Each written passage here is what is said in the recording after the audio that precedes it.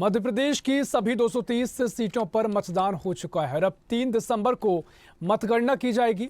बता दें कि मध्य प्रदेश की सभी जो 230 सीटें थी उन पर मतदान हुआ है और अब मतगणना का इंतजार है। अब 3 दिसंबर को मतगणना के साथ ही परिणाम घोषित कर दिए जाएंगे। प्रदेश में बीजेपी और कांग्रेस दोनों ही प्रमुख दलों के बीच मुकाबला है और उसके विपरीत बसपा सपा आप के साथ ही बागी निर्दलीय चुनाव मैदान में है।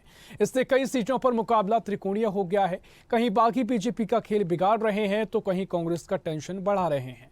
ऐसी करीब 1 दर्जन से ज्यादा सीटों पर बीजेपी और कांग्रेस के अधिकृत प्रत्याशी की धड़कनों के साथ राजनीतिक दलों की टेंशन भी बढ़ गई है। देखिए इस खास रिपोर्ट में। मध्य प्रदेश में मतगणना से पहले जिस तरह की खबरें आ रही हैं, उससे स्पष्ट हो रहा है कि इस बार बागी और अन्य पार्टियों से जीतने वाले उम्मीदवार किंग मेकर की भूमिका निभा सकते हैं। प्रदेश के सीधी और मुरैना में टेढ़ी लड़ाई है।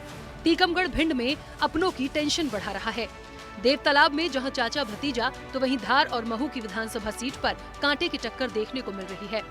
इसके अलावा नर्मदापुरम, सतना, बुरहानपुर, रेगांव, चाचौड़ा, सुमावली, परसवाड़ा, नौगौत सीट पर बागियों के दबदबे को लेकर दोनों दलों की टेंशन बरकरार है। बता दें कि बसपा ने इस चुनाव में गोंडवाना गणतंत्र पार्टी के साथ गठबंधन किया है। इसके अलावा प्रदेश में सपा, आम आदमी पार्टी, जन अधिकार party, Janata Dal United party चुनाव मैदान में थी। 2018 के चुनाव में बीएसपी को 6.42% वोट मिले थे तो 2 सीटों पर जीत हासिल की थी। पिछली बार भाजपा को 109 और कांग्रेस को 114 सीटों पर विजय मिली थी, लेकिन इस बार त्रिकोणीय मुकाबले ने दोनों ही दलों की टेंशन बढ़ाई है। सत्ता की होड़ में सियासी बाजीगरी जारी है। जीत के मुहाने पर खड़े कई नेताओं पर बीजेपी कांग्रेस की नजर है। सूत्रों की माने तो दलों के रणनीतिकार संभावनाओं को लेकर पहले से तैयारी में हैं कि सरकार बनाने के लिए यदि कुछ सदस्य कम पड़े तो अन्य राजनीतिक पार्टियों या बागियों को साध कर सरकार बनाने अपना रास्ता साफ कर लें।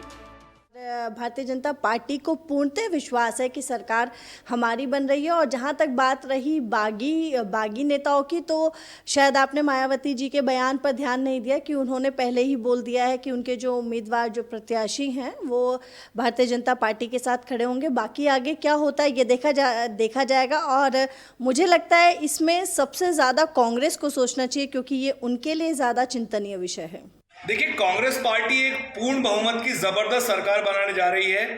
हर वर्ग ने कांग्रेस पार्टी का साथ दिया है, चाहे महिला हो, चाहे कर्मचारी हो, चाहे किसान हो, चाहे युवा हो। बढ़ चढ़कर सबने वोटिंग करी है। कांग्रेस पार्टी को किसी भी गठबंधन की जरूरत नहीं है। कांग्रेस पार्टी अपनी दम पर जबरदस्त तरीके से 150 प्लस सीटों के साथ सरकार बनाएगी। इस बार बीजेपी कांग्रेस से बागी होकर निर्दलीय या तीसरे मोर्चे के साथ चुनाव लड़ने वाले 1 दर्जन से अधिक प्रत्याशी मजबूत स्थिति में हैं। क्षेत्र में पकड़ होने के चलते परिणाम उनके पक्ष में जा सकते हैं। ऐसे में दोनों ही सियासी दलों ने 116 का जादुई आंकड़ा जुटाने के लिए उनसे संपर्क साधना शुरू कर दिया है। बात करें बीते चुनाव की तो वर्ष 2018 के चुनाव में दोनों पार्टियों के 30 बागी मैदान में थे।